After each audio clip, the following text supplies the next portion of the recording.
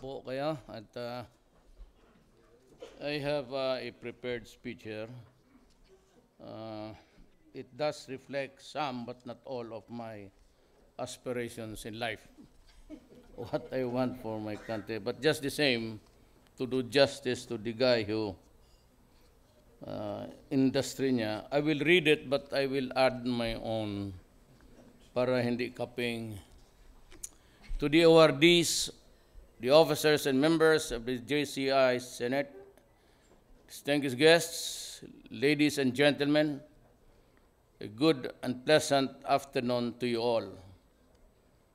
Today, we honor and give recognition to three outstanding Filipinos whose exemplary achievements have contributed to public welfare and national development.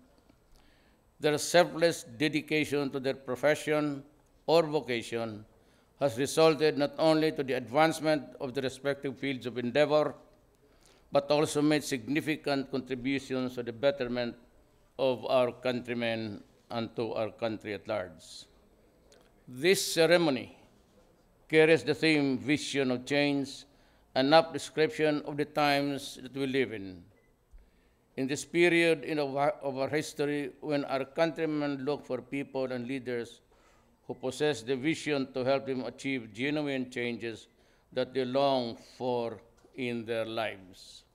The people we honor here today are one of them, or any one of them. They have truly been visionaries, steering the respective institutions and companies in a way that led to advancement in their fields, while at the same time changing lives and changing a difference in our history. We see this in Reverend Father Anton Pascual, a man who serves God by serving his people. He continues to enrich his priestly vocation as a respected community leader in the various institutions and cooperatives. Provide affordable healthcare, accessible loans, and self-improvement programs for the poor and marginalized Filipinos. We also see in this in Jose Quisha Jr., who has recently served as our ambassadors of the United States. His financial expertise and acumen also put us to good use when he became Bangko Sentral governor. He has served in other capacities in the insurance, utilities construction, business process outsourcing companies in the country. And finally, we see in this in William D. Dar, whose life's work found a way to feed millions of people. His works in steering and directing the International Rice Research Institute and other agricultural research institutions have been instrumental in giving food and opportunities not only for our countrymen, but for people all over the world, especially in India and the sub-Saharan Africa. In this individual, we see not only exemplary but truly extraordinary Filipinos. By dedicating all their lives to work for the betterment of the fields of endeavor, they have uplifted not only their sectors but also our people and our country in the process. Indeed, they have earned the honor to be called outstanding. Let us emulate their commitment, dedication, and industry so that one day we may become a great nation filled with the excellent, extraordinary, and outstanding people. Once again, thank you and congratulations.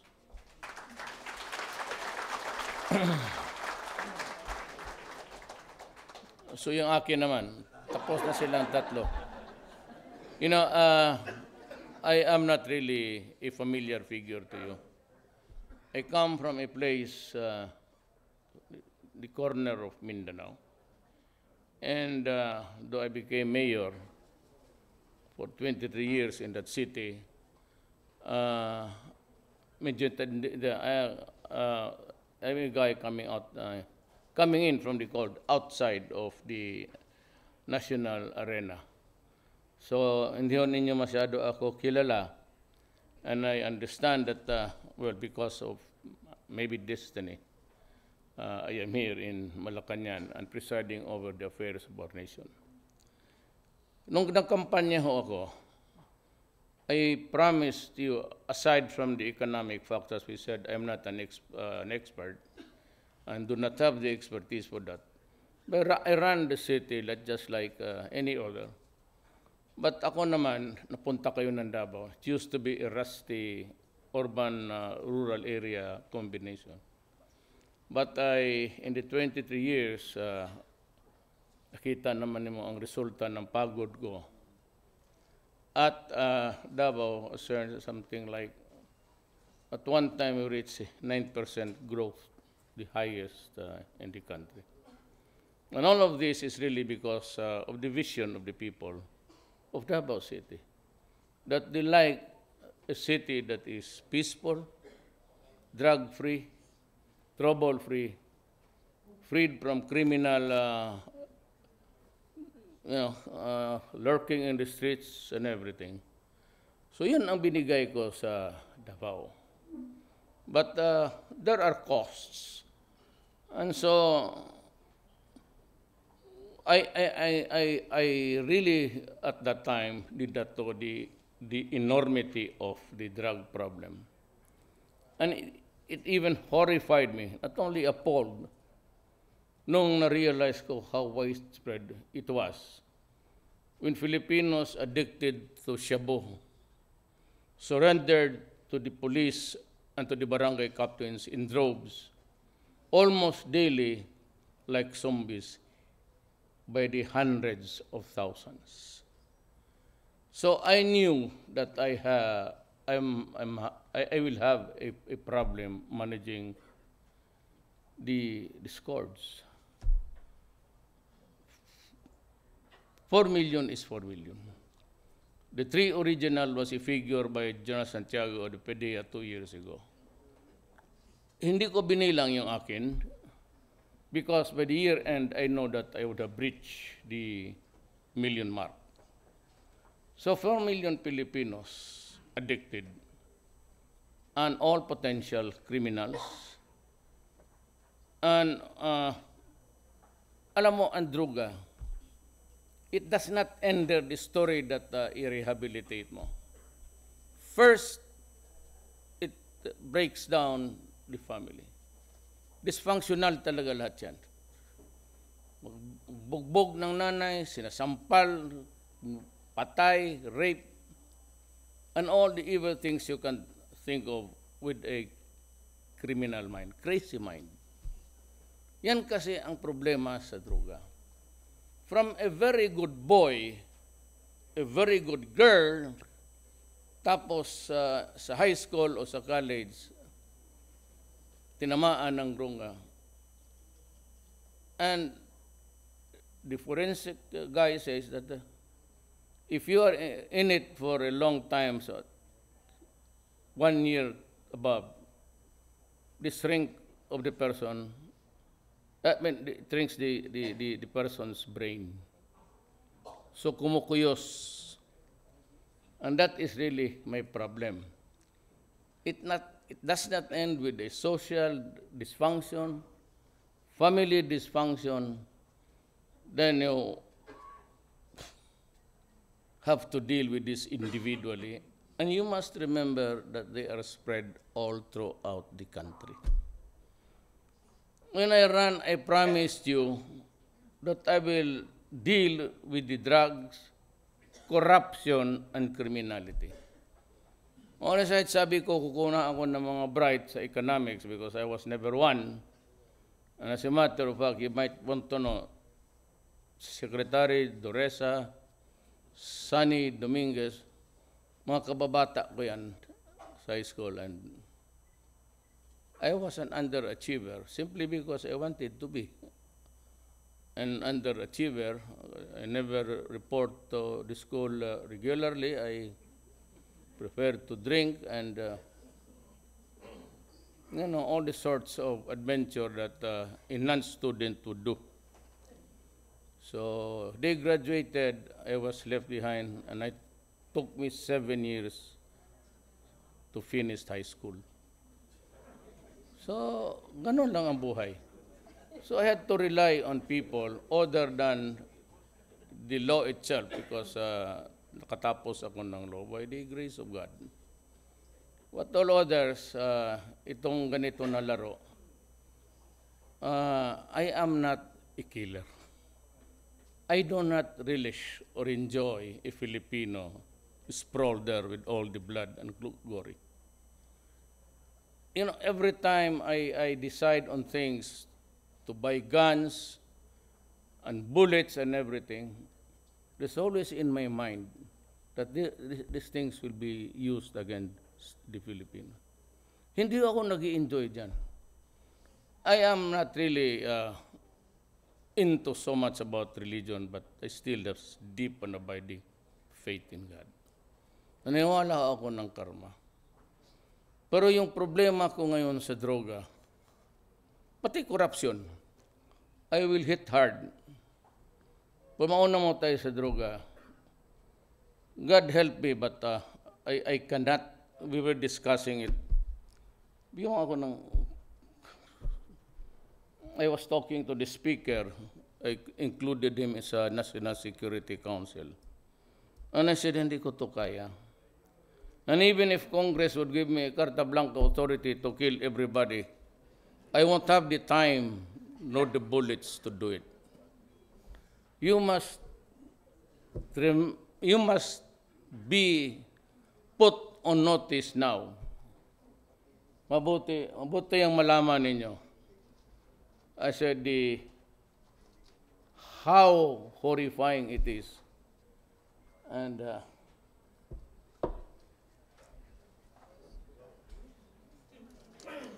this is the drug industry.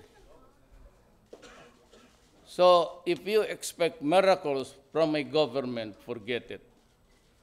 I wanted to meet the speaker, si Jess nandoon, and the Senate President, si Pimentel. Sabi ko sa kanila,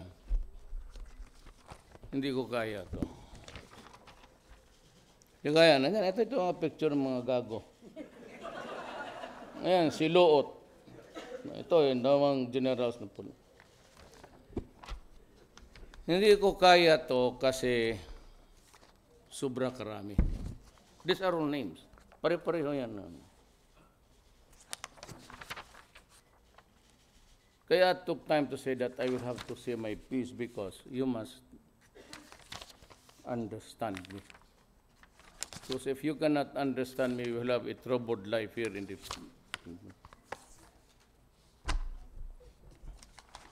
You have here about 1,800 policemen and about 700 barangay captains, city mayors, governors, and a few congressmen mentioned here. I think they would decide to make it public, and I would not interpose any objection. Ayaw ko lang manggikan sa akin kasi ako yung enforcement, hindi naman ang Congress. But I'd like to ask for an advice. Anong dapat gawin ko? Ako gusto kong umiyak. Talagang parang hindi ko kaya. Hindi ko kaya ganun karami. I now realize that about 15 years ago, 17 years ago, we were already a narco-politics country. Exactly just like the Latin American nations that are already fractured. Doon sa Latin America, sabi ng mga taga roon, in our Ion Grillo was here about 4 nights ago, and we talked about the history of doon sa Latin America, ang governor pati mayor hindi binibigyan. Ang governor doon pati mayor nagbabayad sa kartel para hindi sila patayin. And they choose the people who would run for public office. And this was this lady mayor who defied the cartel or the gangster, she took her oath of office in the morning, nung pagkahapon, pinatay siya. Simple as that. Now, kung ano lang sana to, in limited number, maybe 500, 1,000, okay lang. Pero kung umabot 4 million, and you know, I entered the presidency ito ngayon, midterm halos. And the budget that I am using now is the budget of Aquino. Ang naiwan sa akin because of the bottoms up is just maintenance and operations.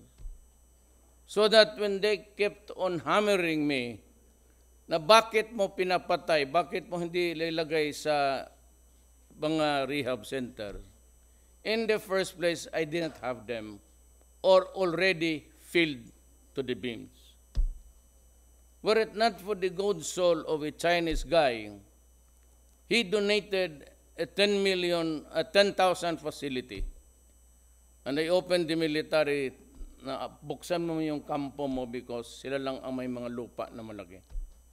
And it's there. And I'm releasing 1 billion. That's the last of the binigay ng PAGCOR na social fund. Ibigay ko yan sa nakailangan ng medisina. Pending, pero pwede ko silang dalhin doon sa Zambales. Lahore in Nueva Ecija. And I have this 10 billion to sustain them sa mga medications nila. 1 billion. I program a 10 billion for the next 6 years. Budget pa yan. So yan ho ang nangyari. Na si Andrea turned about, may isa pa siyang 1 billion kita ng PAGCOR. I gave it directly to the DSWD kay Tigualo. Sabi ko, lahat ng Pilipino ngayon naghahawak ng resita na walang mapuntahan, may resita sa doktor. You can go, this is a national televised television now, go, punta kayo sa pinakamalapit na DSWD. Kunin ninyo yung medisina ninyo. Binitawan ko yung pera 3 days ago. Doon ninyo kunin. And for the addicts, I have another 1 billion. Go to the nearest DSWD for your tranquilizers and everything. But please, stop. Ang problema dito, ganito, hindi tayo nakakaintindihan eh. Ayaw kong mamatay kayo. Hindi ko utos yan. A third ng yung nangamatay, puro inkwentro yan. Now you must remember that when I entered the presidency, I fired about 9 generals. Even before I became a president, and you do well to review the figures. There were already a lot of killings then. And it became a profound problem when I assumed office. And I assure you, yung mga balot-balot, yung balote ng plastic, ang katawan, hindi trabaho ng gobyerno yon. Hindi kami gumagawa ng mami. Hindi ito Egypt. We do not export anything of that kind. But that is an indication of torture. We do not do it. Kasi kung lumaban ka, talagang mamamatay ka. But torture, kayong maniwala, killing a person on bended knees with his hands tied at his back, hindi amin yan. Now, kayo na ang bahala. You have to sort it out because I cannot explain every death in this country. Pero kung sabihin mo na atras ako dito, I cannot because I cannot afford it. I cannot now stop the momentum with the 4 million drug addicts spread all throughout the country. I would be abandoning my job. It is a harsh one, but somebody has to be crucified for it. Ako, well, okay lang sa akin. No problem. It's part of the territory to be disliked. Uh, Whatever you, hindi naman tayo magkaintindihan at lalo na sa politika. You might not want my philosophy about how I look at things, but you can be very sure that corruption will stop. At sabi ko naman sa inyo, you just have to, mayroon dyan a brewing. And I intend to, I said, I'll be harsh. I already fired 192 itong sa, kaya ako, ayaw ko yung the least government intervention, the better. Yung mga regulatory bodies, so most of them sa LFT, RB, and LTO, talagang sinibak ko sila. I told them to resign. Meron dito in a brewing, so you can be very sure that I'll just be careful. I do not want to be a persecutor, but you can rest assured. May 991, yung 8888, you just call that number, place there your complaint. If you want, name the person, no need for you to identify yourself. Lagay mo, lalabas yan doon sa TV so that the country will know who are the corrupt people in this country. And you can be very sure.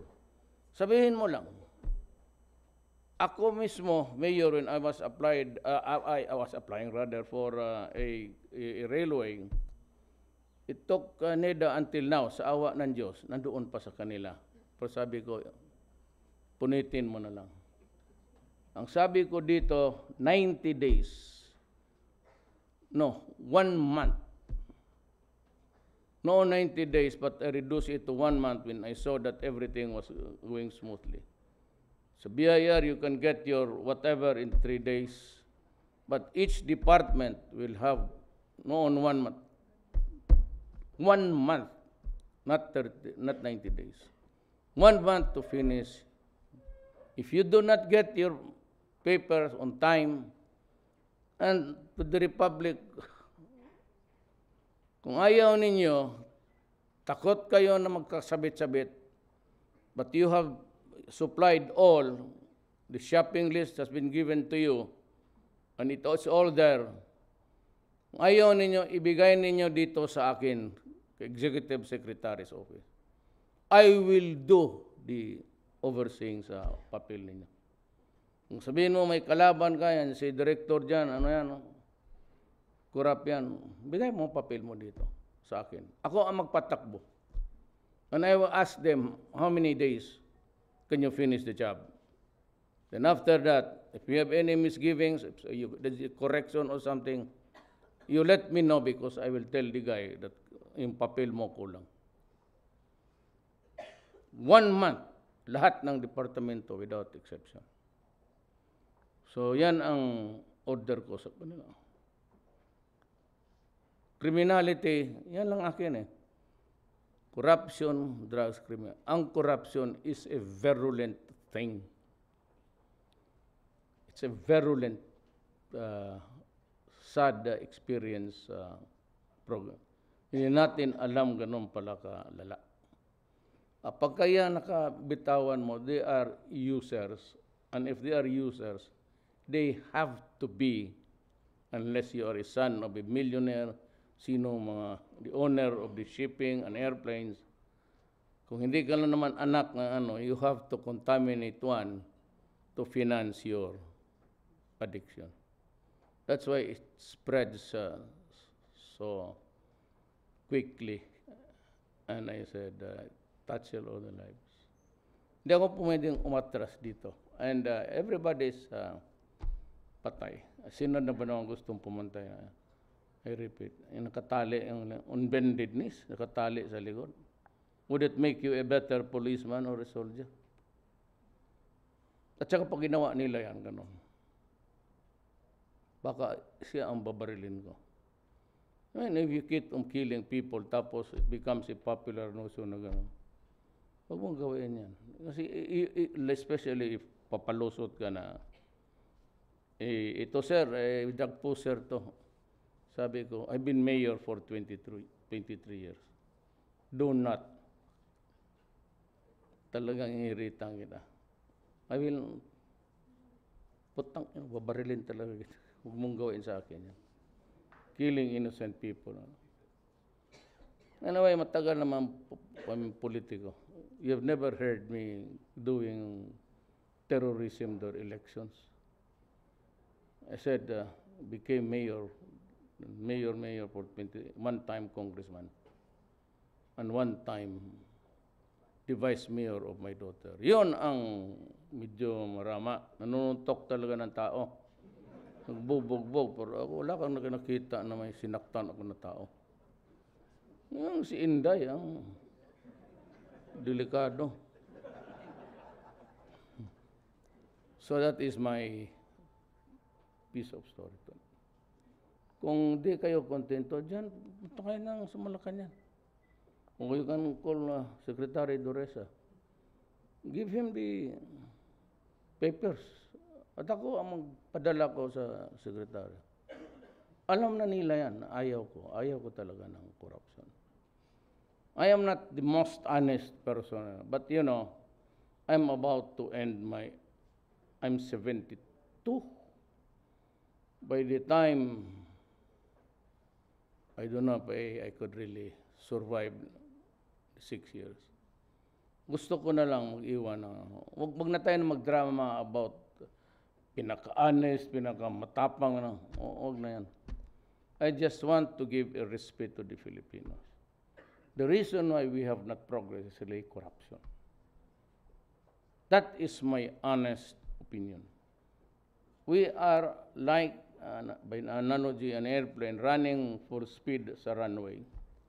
But until now, hindi tayo naka-take off. There is no lift because of corruption. But maybe, just maybe, in the fullness of God's time, baka we will be able to attain a certain degree of a more civilized bureaucracy. Total ang industry ng tao nandyan. But you must also remember that I have this to face the Communist Front. Secretary Doresa is there. We talk about the problem of the nila that they want to release 130 prisoners before the signing the peace agreement. And sabi ko kay Jess cabinet meeting I will not do it. I have conceded too much too soon. So just give me the ceasefire agreement and I will release all of them. But not before. But not before. No more releases of dito sa Mindanao, it remains to be a troubled land. Itong Maote, news was carried by a Moro ambassador, former. Sabi niya na maghinto sila basta maghisto ang military sa operation. I said, no, you do not put any condition. Ako yung gobyerno. Bakit ako maghinto? Because they threatened to go down for the mountains to burn Marawi. So go ahead, be my guest. We will wait for you there. Walang problema. Bakit sunugin mo ang Marawi na? Those are the things that sabi ko, I am the government, do not place conditions on my shoulder. Will not. Maybe out of goodwill I offer to you. I have already released all the big leaders of the communists. The Tiamson, or really the ideologues there. So they went to Davao and I said they asked for 130 more. No more. Nada. Wala na. Yan ang ano ko. Sana maintindihan mo rin kasi yung father, yung mga pare kasi, ang problema nito ganito. Would you believe it? It's really, with your respect, divided yan sila. Totoo lang. May mga pare na yung nakita siguro, the misery and how a drug addict wallow in kasi kung makita mo wala na eh. Ang problema ganito, anak ko, papag-aralin ko, lalo na yung taga Middle East. Ang husband sa Qatar, ang nanay na sa Saudi Arabia. Tapos, they are thinking that they're sending money para makita na engineering, only to find out at the end of the day, nanulong sa droga o yung mga anak nilang babae nare-rape ng mga. Kaya one of these days I will not allow. Sabi ko nga, kayong mga tinamaan, huwag kayong mag-standby dyan sa mga kanto-kanto. Go inside your houses. Pag nakita ka, dadamputin ko kayo. Ayaw ko, because ang mga tao, they have lost the right. And I am addressing the wrong crowd. Actually, yung mga mahirap, hindi na makauwi, matakot na mag-uwi, hindi na lang mauwi kung gabi na alas 12, makitira na lang because they cannot go home because of so many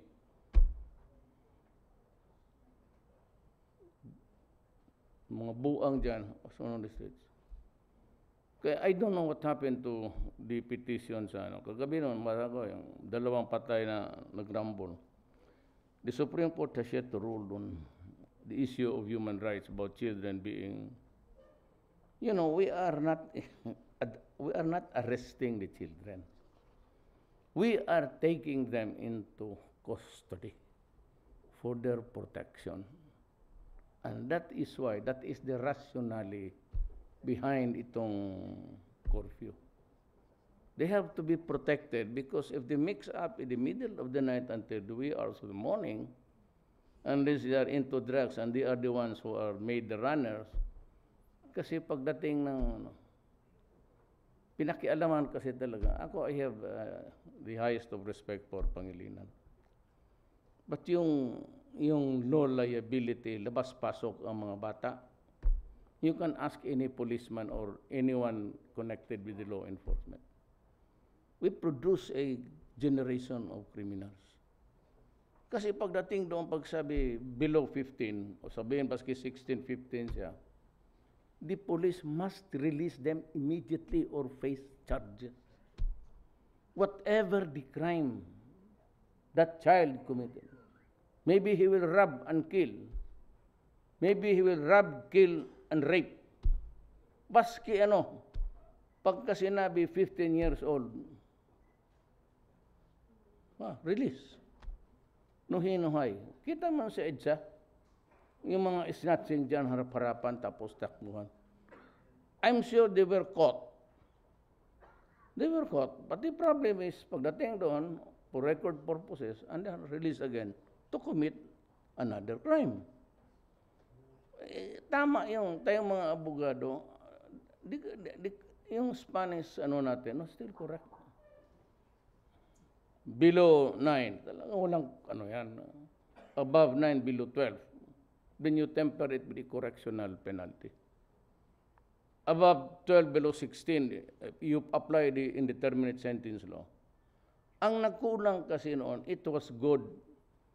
But the law did not provide for itong mga correctional where they are taught to understand the responsibility. Wala silang sense of accountability. Many of them, yung mga malalaki na, walang sense because they go in and out of prison until eventually they become adults and go to prison. Kaya ang prisuhan natin, hindi na sila makatulog, ganon. And the human rights dito na look at the sordid state of the penal system of the Philippines. Diyan, nakatindig, palit-palit sila, siya matulog ngayon, siya magtindig ngayon. Sabi ko, mirise kayo. That's what you get for... But we will also try to improve it. But unless we have the... Ang inuna ko nga, sabi ko, billion-billion ako doon sa Yung lahat ng mga tao ngayon na may resita, December ngayon, I'm sure, yung 1 billion na, marami nang mabili yan.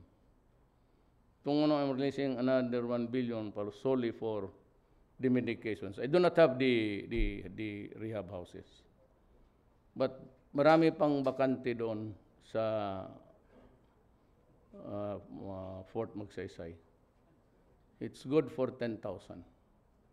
Kaya ako, I'd like to thank that gentleman from China, si Wang. Whatever your motivation, but I'm sure he was driven with the sense of started this little business here in the Philippines. He went back to China and he became a billionaire of sorts. Naghihintay na lang ako sa mga bilyonaryo dito na magpagawa rin. Basta 10 room affair, okay na yan.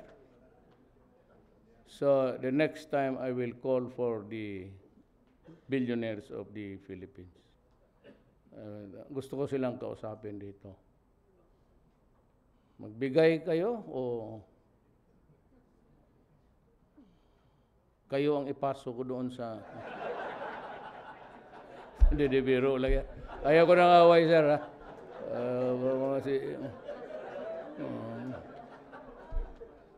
Si Mr. Quisay, does have that billion. Worker lang yan siya. Just like us. Walang mayaman dito. Kung meron, sabihin na kita ngayon, magbigay ka for your own good. Yeah. Far from it actually. Kung sino lang gustong magtulong, sino lang gustong magtulong. Pero ako dito, padaan na ako. Wala akong ambisyon. I won with the moribund PDP. Wala akong governor dito except, would you believe it? Dalawa lang ang governor ko. Puro babae. Ang isa na sa Mindanao. And only ito si Aimee, talagang kaibigan kami. She chose to support me. Yung isa naman sa Mindanao because of love.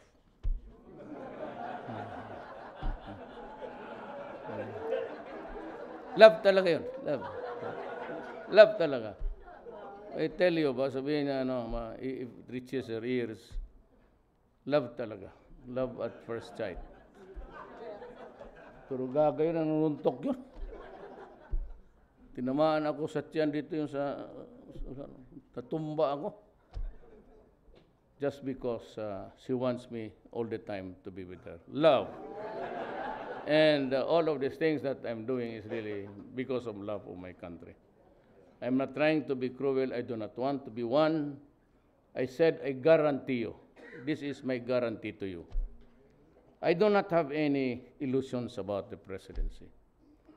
The only thing that can appease the Moro people is, the last card there is federalism, payag sila.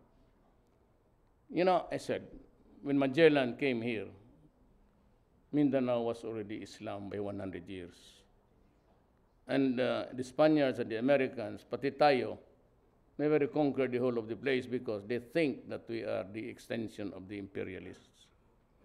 So, ang pinakahingi lang nila is federal system. If Congress can work out the federal system with your support.